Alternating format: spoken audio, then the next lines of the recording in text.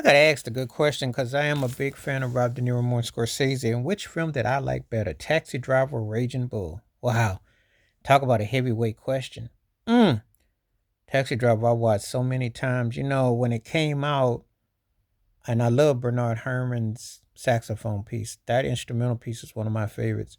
I actually have gone for walks at night and have just listened to that played, and I walked the streets, and it's felt so earthy. It just takes you back. You can almost feel remember when a taxi cab was the thing? Uber drivers, Uber era don't know nothing about that. When the cab was all you had, and it was the place, that little yellow buggy, the streets, the smells, the whole element of it takes you there. That's how it made you feel. And then to see, how Rob De Niro counterculture, counterculture, Sissy Space Take the Youth and all that. It was something else. Martin Scorsese was very dark. It was just a very dark, potent piece. It takes you back to that era before gentrification, the real segregation of the streets, the real street vibe. Of course, Raging Bull, Jake LaMotta, with Joe Pesci and that whole film was intense. Sugar Ray Robinson, the whole scenes, the power, the rise, the fall, the fall, the rise, the energy, the rawness, the black and white, the trajectory.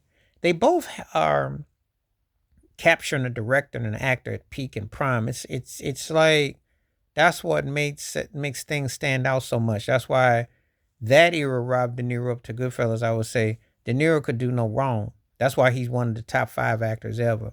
I mean, his peak and prime, he tried it and he did it, and he really captured that certain type of element, how he went in trajectory. Because we're not even talking about the Godfathers and all that where he was in, but just that with Taxi Driver, Raging Bull, the intensity of how that hit you. So, um, two incredible, great movies that hit you in different ways.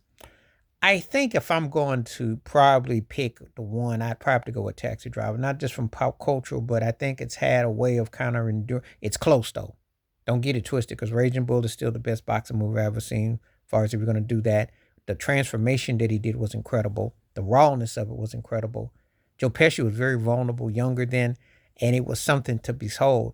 And what he got in trouble for in Miami and the whole thing with the underage girls and all that, and you think about today. But back then, you get a couple of years, people go on and you go on with your life. Today is sensationalized in media and everything. So could you imagine Jake LaMotta today and the whole thing with Sugar Ray Robinson just standing there taking those punches? So it hit you. It should have won a lot more awards. It was a shame with that. But Taxi Driver's rawness and that trying to find yourself in a political world and unknown and what's going on, and trying to be an anti-hero and cleaning the streets of vigilante, it's hard to argue against that, because Taxi Driver got so much going for it that it's hard. The cinematography, the elements of it, the music, the whole, it's hard to argue against it. These are two of the greatest films ever, and talk about peak and prime and just hitting everything out the park and hitting it in between, just amazing. I mean, I can watch those movies to this day. Um, Remember the scenes, remember the vibes of them, how they hit, how they made you feel. So it's close. It's close. But I gotta give Taxi Driver a nod in this one. I gotta say just a nod over Raging Bull. But make no mistake about it, it's hard to beat those two films though. 'Cause those films really have heat. But what you say, please like, subscribe, welcome thoughts, comments, and I do respond. Thank you. Wash your hands, keep your mind clear, watch out for another. Share it if you like, and hit that membership. Stay safe, stay blessed, stay real, stay woke. And when you don't hit the membership, when you do, I get those requests back to you. All right, I'm out. Peace.